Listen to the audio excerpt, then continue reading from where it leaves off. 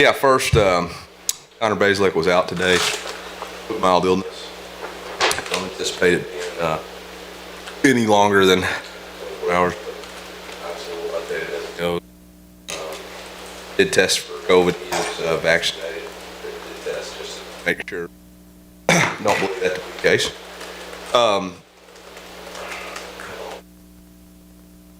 Had a great scrimmage today. A great opportunity for guys to continue to play. Starting the red zone, offense started fast. Offensively, scored on the first drive. And then Mizzou's got a field goal, 3's got a touchdown, and then it kind of went downhill from there. Defense stepped up. And really, from that point on, controlled the rest of the scrimmage, whether it's the red zone, the field. Did a nice job. I know they had three turnovers. I think they had a total of maybe 9 sacks in the rest of about 100 play scrimmage. So obviously a lot of things to clean up offensively. Obviously a lot of things to be graded and worked on. Thought our tackling was much better than the first scrimmage last week, which is good. Then offensively we got to continue to work on and figure out how to improve. I told our guys afterwards, this is a real simulation. This stuff happens. Got to see them. We got to be ready to respond and do a better job than we did today. So, with that, I'll open it up for questions. Lean in. All right.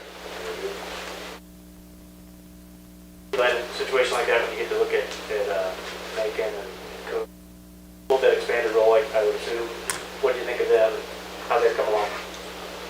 Well, I think both of them still have a lot of work to do. I think it's different when you anticipate the guy being out there and he's not there. Guys, I mean, it's never as good as their team, as bad as this team, but there's going to be a lot of things on the field we want to correct. I think you get coached up. We'll go from there. When it comes to, you're about 2 weeks away from the game, how do you feel the team's coming along in your progress toward that first game? I mean, I think we're taking steps every day. I think the teams really responded. They're asked, put them in a lot of different things, try to see how they would respond today, see how they would respond to the first game. Guys out, some guys time up, like their job at a high level. I think the unity of the team comes together. Football is about adversity. It's not always going to be perfect. Not all ideal circumstances, field conditions, healthier, whatever it might be. Try to put these guys in those kind of situations and see if function to it. These are all the same. Coach, in terms of your activity for Tyler Beatty, it's obviously fourth year and a second under you, so you kind of judge him just on a higher platform, I guess, so that he's going to do this for forever, and now that he's for the first time the oldest, most experienced guy in the room. Yeah, I mean, I think we give credence to what people have done in the past. Kind of a benchmark. Football is a game that you have to, the magic coach figuring out how much you have to do in order to be ready for that first game. Actually, live to see where they're going to be experienced. We don't have to out today. The guy's been a 5-year starter, so he's going to get another year. Like, today's scrimmage was a difference between Central Michigan or not. I don't think so. So I think there's Tyler Beatty or Michael Beatty, some of these other guys, we've got to do as coaches a good job of giving credit for what they've already earned. Coach, you talked to hearing people talk to the team yesterday. What did you learn from it? It looked like you were kind of taking some notes there yourself. What did you learn from them? Yeah, I probably had 2 pages of notes. First coach talked a little bit about his history here and talked about how they were able to turn the corner and kind of push things in the right direction, and talked about the process of themselves, how it was to be a champion. They needed to win the Big 12 championship. So, when you're a part of a program like Mizzou, you gotta be connected to the past. You gotta understand the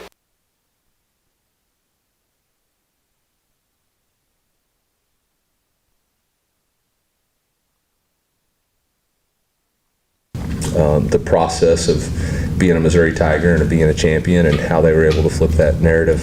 It was really insightful. I think the last time we were asked about the two Tulsa transfers was the very first day. Yeah. You hadn't had a lot of chance to watch. Yeah. After a couple weeks now, what have you seen from those guys in just the quarterback position? Yeah, I mean, I think the whole defensive back room has played much better and continued to improve. You know, we're asking them to do some stuff that's a lot different than what they've been doing here in the past. I think the mic keeps going in and out. I'm working on it. Yeah. That's been different in the past, and obviously zone coverage versus primarily being man team. And so, you know, sometimes that takes a while. There's a lot of different coverage concepts that we're playing, and I think all of them have done a really nice job of grasping that. Caleb specifically is doing a really good job. Eli Green's done a great job the past 2 days of forcing turnovers, really being a guy that strikes at the football and being aggressive. So I like both those guys, but I think, you know, Ennis and Ish have had really good camps, and so has DJ Jackson, and Chris Abrams-Drain had a turnover today, you know, had an interception today. So all these guys are competing, and I think bringing those guys in, like, raise the level of competition and gets the best out of everybody. Coach, I apologize if you've been asked about this. I was looking at the mic stuff. Taylor obviously got on scholarship yesterday, so kind of talk about that, what he did to earn that. Richard Taylor, yeah, he was awarded a scholarship yesterday.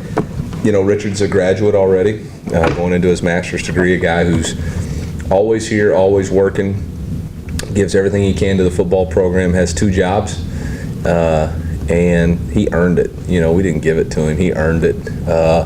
Got the right kind of character and grit, and embodies the 4 core values of our football team, and so it was something he earned and something we were happy to reward him with, and I know the team and him was excited. Did you come up with a way how to announce it to him, or was it a team thing? No, it was us. Yeah, that was. We have after day 1 when we weren't, you know, having the energy we had, so we passed out juice boxes to bring the juice, and then if somebody has a great play, we give it they get the juice, and so we just threw him a box that said he had scholarship juice. So it's kind of corny. Ted Lasso-ish probably. Montez obviously is one of the 3 team captains. Just how have you seen him kind of grow as a leader just in your year plus being here around him? I think he's always had it in him to be a leader, and he's always been vocal and passionate about playing, and I think through the offseason and the summer he really gained the respect of his teammates for how he cared about them and brought them along too. Coach, you have a lot of experienced guys still in your front 7, but you also have an influx of new talent with freshmen and transfers coming in. What are you most excited to see about them once it actually gets to week 1? I mean, I'm getting to see it right now. I don't really need to wait for games to see it. I'm seeing it kind of like the DBs, a lot of great competition, people working extremely hard. You know, we've got 5 guys, really 6 guys who've started SEC games and have a lot of experience, and you're only going to call out 4 starters, so you've got a lot of competition on who those 4 guys are going to be, and then who's going to be in that 8 deep rotation, or does it get to go to 10? And I think people are just, you know, number 1 core value, always compete, and if somebody's bringing it a little bit harder than you that day, you know it's at risk. So it's been really good, and look forward to those guys continue to control the trenches. This is I don't think I've been shy about saying this is a trench league. We got to win in the trenches if we want to win. Last question for Coach. Eli, it was kind of in the second half of last year when Kiki kind of emerged as a top receiver. Just when his production went up as far as catches go. How important is it, or how much can he be that guy at the beginning of the year now that he's been in the program for a full year? You know, I think there's a lot of chemistry there between Connor and Kiki, and so I think that gives them a lot of connection and know in specific looks who's going to get the ball. But you know, our offense is kind of designed on taking what the defense gives you, and so the play doesn't care who makes it. You know, like, just run the play, and if the X is supposed to get the ball, the X got to get the ball, and if the Z is supposed to get it, the Z gets it. But we really don't force the ball to anybody. We kind of let the play make itself. Thanks, Coach. Thank you. That mic's tripping me out.